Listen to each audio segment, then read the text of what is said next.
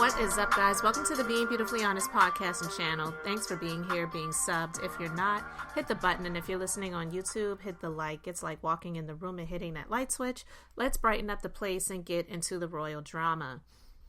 First, we got to talk about the report that Harry and Meghan, they've just been extremely unsuccessful at sucking up to the elites in Hollywood that they really thought that they had in their back pocket once they decided to make the move from being working royals, some call it the Megxit, to come to the U.S. to settle into Hollywood, for her to be sheltered in Tyler Perry's mansion because they claimed that they were homeless, which is such an insult to all of the homeless people in not just California, but all across the country who literally are homeless and they can't call up a billionaire and say, hey, can we stay at your house for a couple of months until our pad is ready?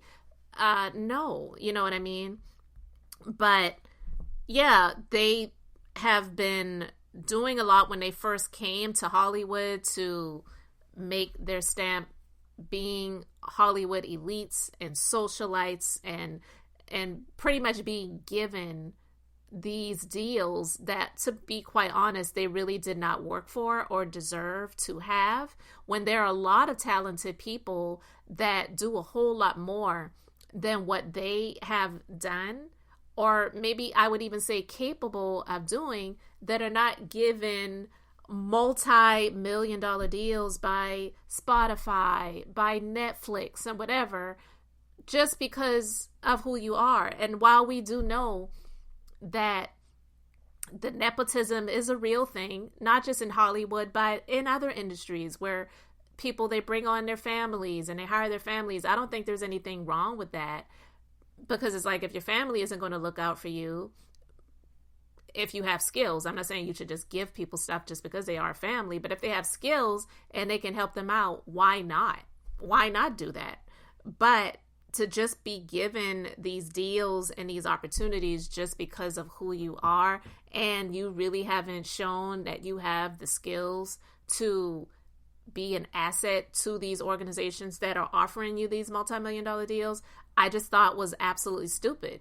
So when Spotify kicked the Archetypes podcast off of their platform after her only producing 12 episodes, think about it, 12 episodes of a podcast is absolutely insane. When there are people who do hundreds of podcasts where they're doing like a new podcast every day, and they're not getting a fraction of that, and they're just doing it because they have the passion for it, and it's something that, you know, they do in the time that they have to do it. So with all of that being said, it's being said that they're having to settle for a D-list notoriety and not the A-list like they were hoping for. So they have been seen with Hollywood elites, but it's not something that's been consistent. Now, we know that Meghan, she went to Taylor Swift's concert here when she came over to do her tour in wherever she was in California. And she was, I guess, in a way just referencing Meghan was there by trying to honor her. And that's cool. But then Taylor Swift took the tour over to the UK. And Prince William took Prince George and Princess Charlotte. And they had a meeting with Taylor Swift, and Taylor Swift was with them as well. And to be quite honest, I kind of feel like Meghan Markle didn't like it. I really don't believe that she liked it, because she probably felt like, well, Taylor's my friend, so how could she, you know, show them any type of recognition? And she's my friend and she knows how I was treated over there. This isn't personal for anybody else, you know? So Harry and Meghan's attempt to transition into Hollywood has been met with varying degrees of scrutiny and challenges. This is from OK Magazine.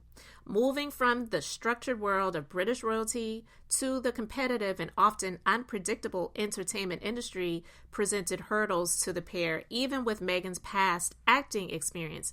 And here's why. Meghan, even though she was on a show before, like I said, a lot of people didn't know who she was. It wasn't like she was an A-list celebrity. It wasn't like Suits was a show that a lot of people even know about. Like, how many people really watch the USA Network anyway?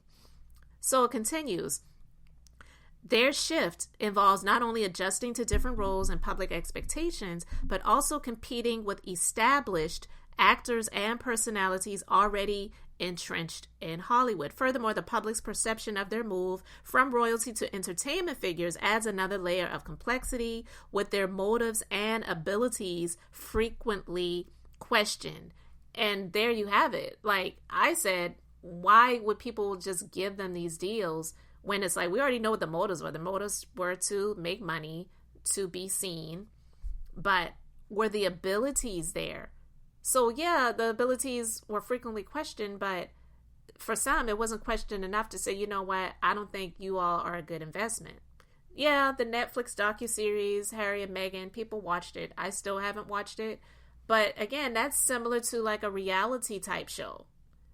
And I said, I think over a year ago, if they really want to make that money, even though they want to be above that, because they do believe that they're above being low-level reality stars, they just need to go that route, because hate them or love them, people are going to watch it out of sheer speculation and curiosity. But they think they're bigger than that, especially Meghan. And it's like, actually, you're not. During the summer of 23, the pair experienced a freeze-out in Tinseltown. The Duke of Sussex spilled too many secrets for some in his memoir, such as an incident where he wrote about finding chocolate mushrooms in Courtney Cox's refrigerator. The Friends star was surprised by the fiery-haired prince's revelation and told an outlet, "I definitely wasn't passing them out." Sources have said that it's all about the money, and the big power players in Hollywood aren't going to jeopardize their businesses for Harry and Meghan. Pointing out that even Oprah Winfrey has jumped ship and frozen them out. And she just used them basically for the sake of what she was doing with her sit down with them. I think it was like a 2-part. And OK previously reported on many big-name Hollywood elites avoiding them. The reason stems from the town's love of British royalty and pageantry, which reportedly has the likes of Steven Spielberg, Rob Lowe, and others ignoring Team Sussex to stay on Prince William and Kate, Princess of Wales' good side. So it hasn't been working out for them the way that they had hoped.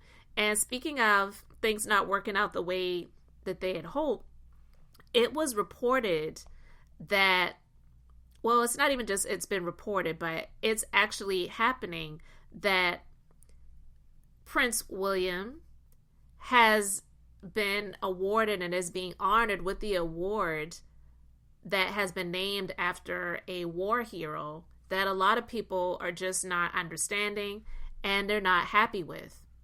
So the decision to give Prince Harry a sports award named after an American war hero killed in Afghanistan has been criticized by even the soldier's mother. The Duke will receive the Pat Tillman Award at the Espy Awards, a sports event run by TV network ESPN, for his work with injured veterans with the Invictus Games. The office of the Duke and Duchess of Sussex publicized news that Prince Harry had won the award on their website, saying he was one of the esteemed recipients of the prize that recognized exceptional individuals who exemplify courage, perseverance, and service. The mother of Pat Tillman, Mary, has now criticized the decision, reportedly telling the Mail on Sunday, "I am shocked as to why they would select such a controversial and divisive individual to receive the award. There are recipients that are far more fitting. There are individuals working in the veteran community that are doing tremendous things to assist veterans. These individuals do not have the money, resources, connections, or privilege that Prince Harry has. I feel that those types of individuals should be recognized." Pat Tillman was an American football player who gave up his professional career after 9/11 to enlist in the U.S. Army. He served in Iraq and then Afghanistan and was taken out by friendly fire in 2004 and posthumously awarded the Silver Star and Purple Heart for bravery. Previous winners of the ESPY named in his honor include the team of training staff at U.S. football team, the Buffalo Bills, who saved the life of a player who had a cardiac arrest on the field. Marcus Rashford, the British football player and campaigner, is also a previous recipient, along with retired U.S. Army Sergeant Major Gretchen Evans, who suffered traumatic brain injury and founded Adaptive Racing Squad Team Unbroken. The decision became a talking point in America, with Pat McAfee, a former NFL player who worked for ESPN, saying, "Why does the ESPYs do this? I don't know anything about him except for the South Park episode and what I have learned from The Crown. But, did his people know, you publicly put me up for this award? You're just asking basically every person that considers themselves American, saying, this is BS, especially at a sports award type of thing. I assume he knew that. They didn't expect that." Some are calling it embarrassing. Some are saying this is just a gimmick. It's not deserved. And sources are saying that are close to him, close to Harry, that he was shocked by all of the criticism that came after the announcement, and it hit him hard. And saying Harry's legacy on Invictus, the things he has achieved, that's his real passion. This is the space in which he truly feels at home. It is something he deeply cares about.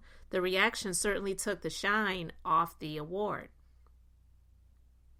And they're saying that he just isn't understanding why Pat Tillman's mother, who the award is named after, is so unhappy about the choice. But listen, she has the right to share her voice and her grievance with it, because, like she said, there are probably other people that are a whole lot more well-deserving.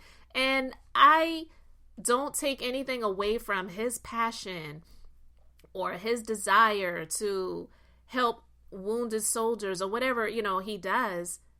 Do that. Do it from the kindness of your heart. But out of all of the other people who are really doing work for veterans and wounded soldiers, and possibly even their families, why does he deserve it? And I would say, myself being the wife of a disabled veteran, I don't understand it either. I don't get into sports. I don't watch award shows. I don't know much about the ESPYs.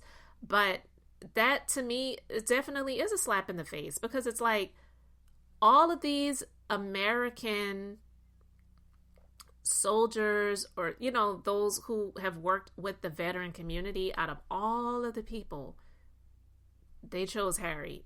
You can't tell me that that was not something that is just performative, and it's something that they arranged and set up to give him some sort of hype and shine that I don't believe he really deserves out of all of the other people that they could have awarded for this honor. It just doesn't make sense to me either. So yeah, I just wanted to share my thoughts on that. Let me know what you think in the comment section, guys. Do you believe he deserves the award out of everyone else that they could have chosen? And what do you feel about their attempts to be these A-list Hollywood elites? It's just not working out the way that they had hoped. Thanks for being here, liking, and subscribing. I'm Beth, just being beautifully honest. So until next time, I wanted to keep it brief, beautiful, and now I'm going to say bye.